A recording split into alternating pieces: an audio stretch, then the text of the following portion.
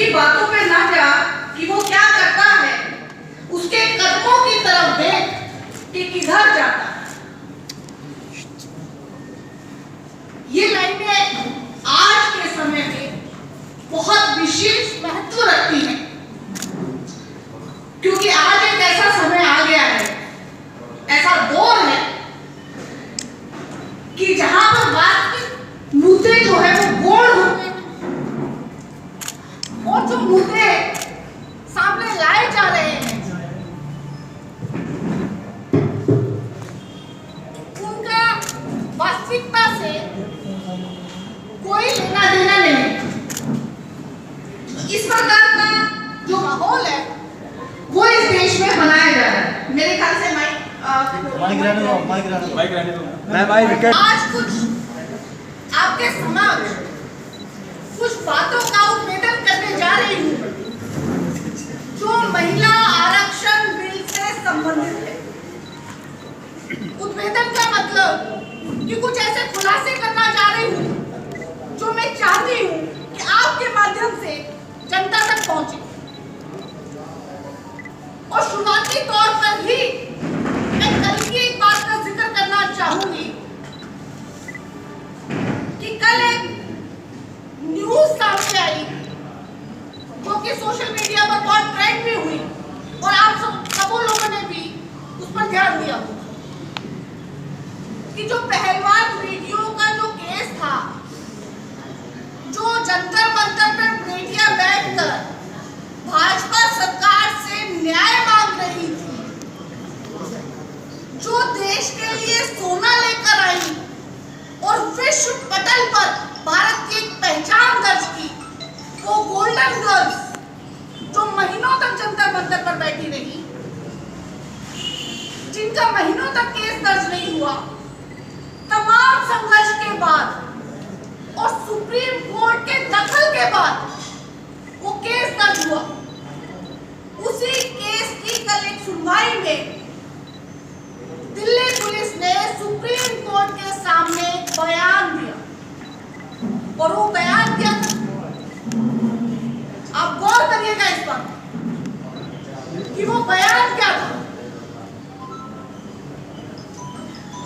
Delhi police कहती है कि ब्रजभूषण शरण सिंह को जब जब मौका मिलता था तब तब वो पहलवान बेटियों का यौन शोषण करता था, उनसे छेड़छाड़ करता था। ये अक्षरश मैं आपके सामने प्रस्तुत कर रही हूं जो दिल्ली पुलिस ने सुप्रीम कोर्ट के सामने बयान दिया। और अब आप सोच रहे होंगे कि यहाँ महिला आरक्षण की बात करने आई थी और ये पहलवान बेटियों का किस्सा लेके छेड़ के बैठ गई, तो ये किस्सा कैसे छेड़ के बैठ गई? इसके पीछे एक कहानी कि वो व्यक्ति जो पहलवान बेटियों का शोषण करता था और जिसने नाबालिग बेटियों का भी शोषण किया और पॉक्सो एक्ट में जिसके ऊपर मुकदमे दर्ज हुए, वही व्यक्ति जब प्रधानमंत्री जी नारी शक्ति वंदन बिल ला रहे थे और उस पर भाषण दे रहे थे, वो व्यक्ति पार्लियामेंट में मौजूद था। न केवल पार्लियामेंट में मौजूद था बल्कि मुस्कुरा रहा था, हंस रहा था और इस बिल को लाने में अपना योगदान मोदी जी को दे रहा था। इस बात का जिक्र करने का यहाँ पर एक मकसद ये भी है कि इस घटना के जरिए मैं चाहती हूं कि आप लोग जाने कि भाजपा का वास्तविक चाल चरित्र और चेहरा क्या है। और आप सभी भाइयों के माध्यम से मैं ये पूछना भी चाहती हूँ मोदी जी से कि मोदी जी, ये कैसा दोहरा चरित्र है आपका?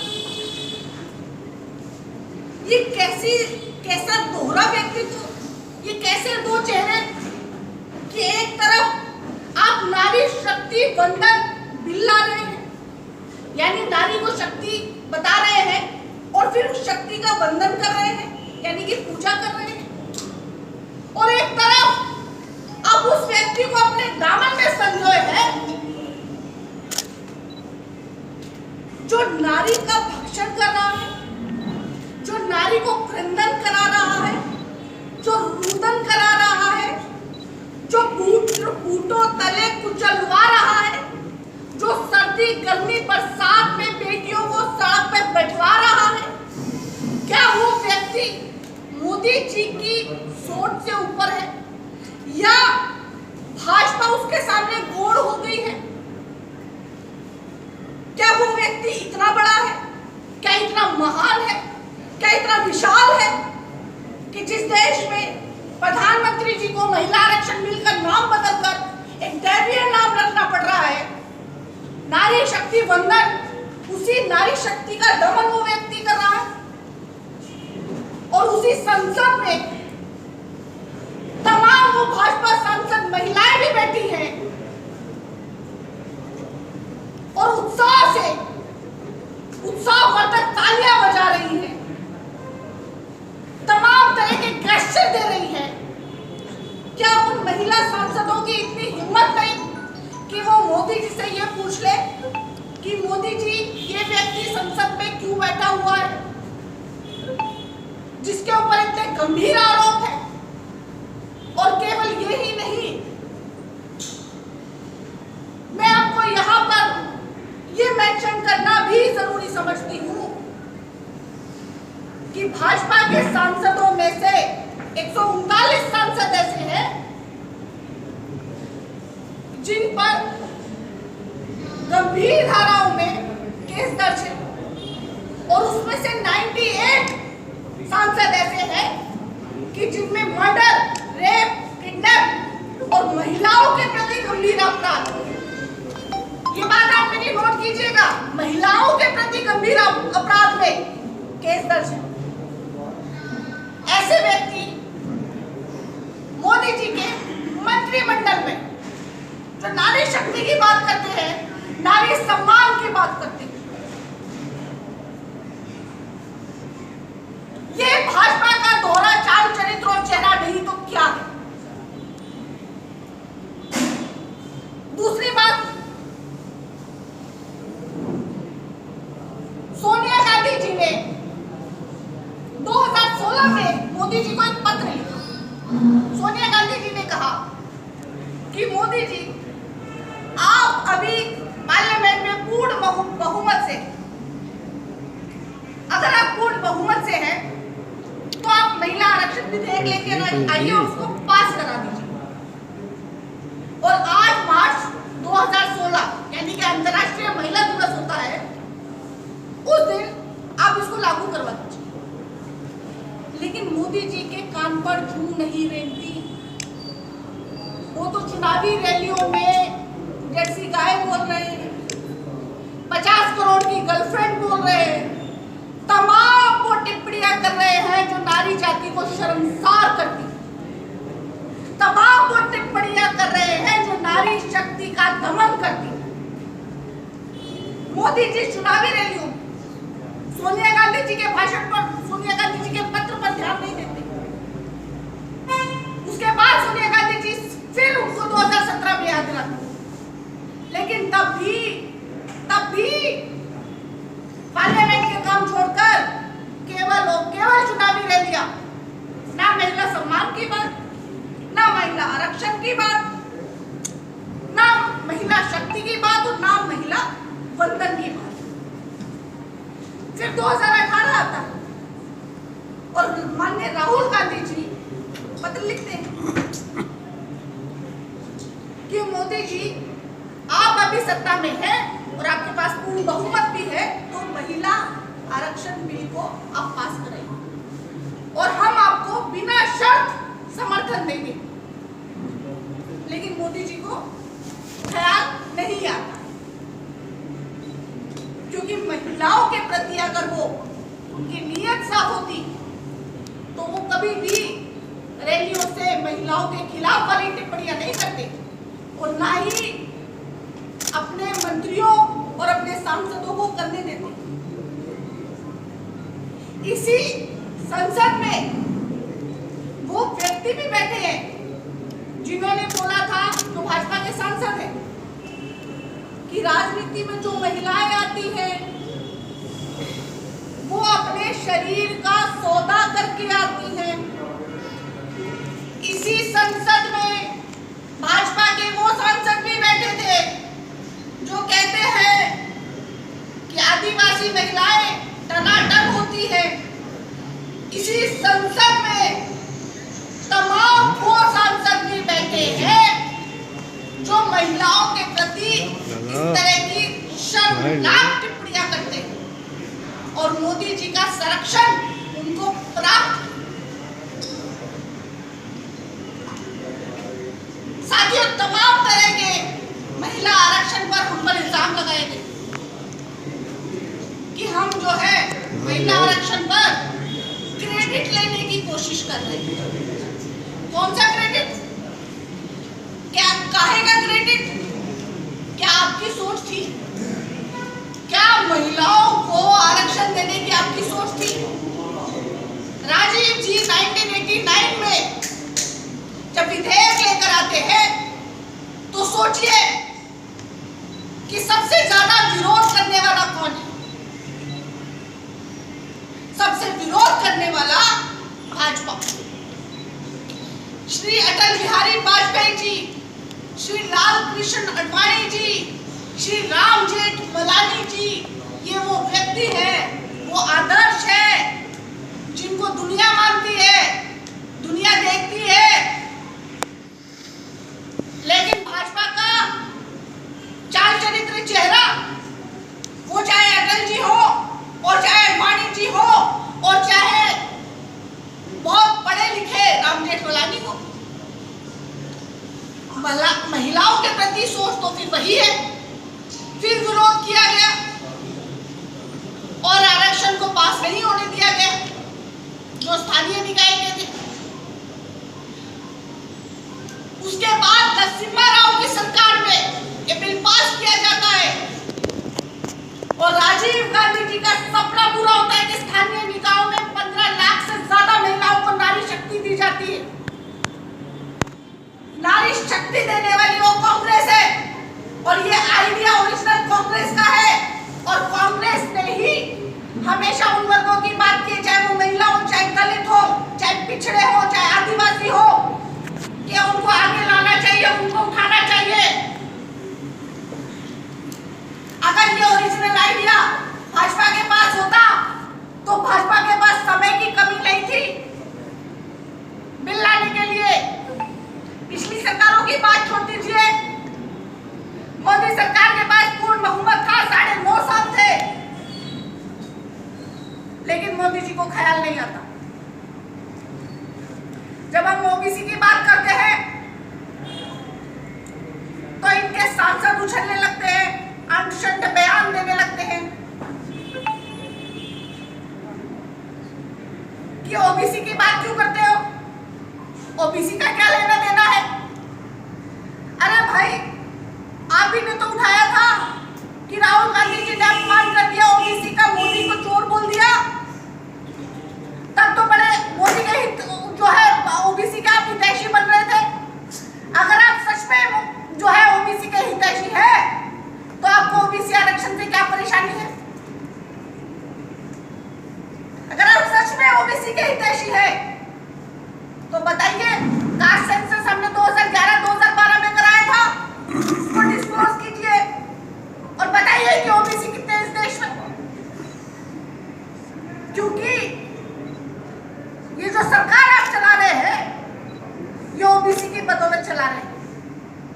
यूपी में जो आपकी 2 बार सरकार आती है, 2014 में, 2019 में, ओबीसी के बिना संभव नहीं थी। ओबीसी आपको सरकार में लेकर आया था और आप ओबीसी के खिलाफ जो है बयानबाजी करते हैं और इसे राजनीतिक जुमला बता रहे हैं, राजनीतिक हथकंडा बता रहे हैं।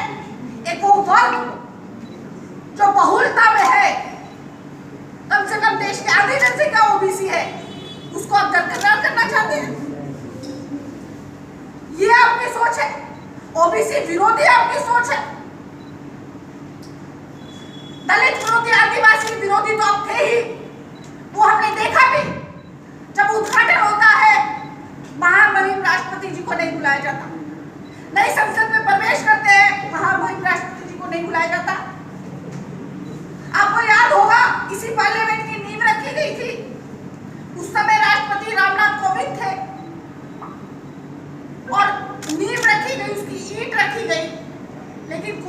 रामनाथ कोविंद जी को नहीं बुलाया गया। तो ये जो सब चीजें हैं क्या दर्शाती है कि आपको दलितों से नफरत है, आदिवासियों से नफरत है। आपको लगता है कि अगर वो प्रवेश करेंगे तो अपवित्र हो जाएगा, फिर आपको गंगा जल से धुलवाना पड़ेगा। आपको ये लगता है, इसलिए रामनाथ कोविंद जी को नहीं बुलाया गया, इसलिए महामहिम राष्ट्रपति को नहीं बुलाया गया। ये आपका चाल चरित्र और चेहरा है ओबीसी के प्रति, दलितों के प्रति, आदिवासियों के प्रति, पिछड़ों के प्रति और महिलाओं के प्रति। और इसी के साथ मैं बहुत ज्यादा समय नहीं लूंगी आपका। आपने देखा होगा कि जैसे महिला आरक्षण बिल पास होता है, उसके बाद एक फोटो सेशन चला पार्लियामेंट में। उस फोटो सेशन में तमाम बीजेपी की महिला सांसद जो थी, बहुत प्रफुल्लित, बहुत चिट्टी और बहुत ही खुश जो है मोदी जी साथ दिखाई दे रही थी, वो फोटो खिंचवा रही थी। तो मोदी जी आरक्षण क्यों नहीं लाना चाहते महिलाओं का, और इसको इतना लंबित क्यों कर दिया गया कि आरक्षण लेकर भी आए और नहीं भी लेकर आए। यानी कि जनता को मूर्ख बनाने का कि लेकर तो आए, लेकिन कब ये कार्यान्वित होगा इसका तो मोदी जी को खुद भी नहीं पता।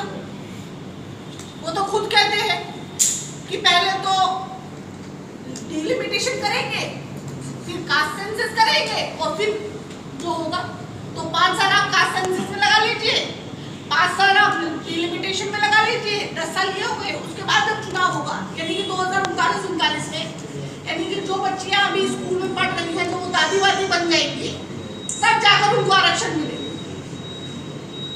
अगर मिला तो उसकी भी कोई गारंटी नहीं। तो मैं कह रही थी कि वो महिला सांसद जो मोदी जी के साथ फोटो खिंचवा रही थी, क्या ऐसी महिला सांसद चाहिए इस देश को, जो कि ब्रजभूषण सिंह बैठा हुआ है और उनकी आवाज नहीं निकलती है। आपको याद होगा जम्मू में, कठुआ में एक 8 साल की बच्ची 1 हफ्ते तक उसको रेप करते रहे और उसके बाद उसको मार दिया गया, उसकी हत्या कर दी गई, और तमाम महिला सांसद भाजपा की चुप रहती है। उनके मुंह से शब्द नहीं निकलता है। क्या ऐसी महिला सांसद चाहिए इस देश को, जो देश की बेटियों के लिए उनकी जबान न खुले?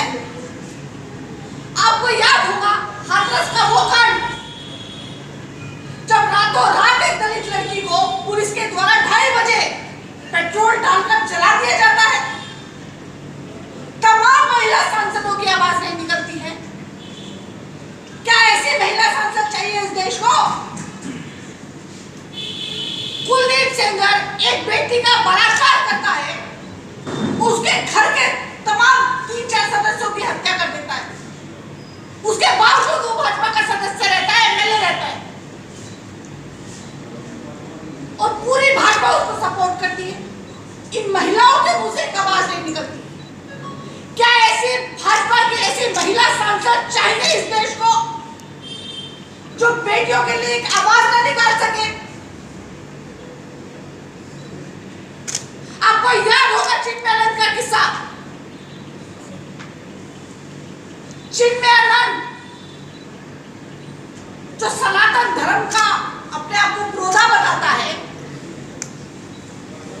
नाबालिग बेटी का यौन शोषण करता है, बलात्कार करता है, और तमाम महिला सांसद चुप रहती भाजपा की। क्या ऐसी महिला सांसद चाहिए इस देश को? 3 हो गया। या ऐसी महिला सांसद रखी गई जानबूझकर ताकि भाजपा के कर्म कांडों पर पर्दा डाला जा सके, भाजपा के जो बलात्कारी हैं, जो दोषी हैं, जो बेटियों का यौन शोषण करते हैं, उन पर इनको चुप रखा जा सके। इसलिए जानबूझकर आरक्षण को लेट किया जा रहा है, महिला आरक्षण को, ताकि जनता में से असली लीडर चुन के ना आ जाए संसद में।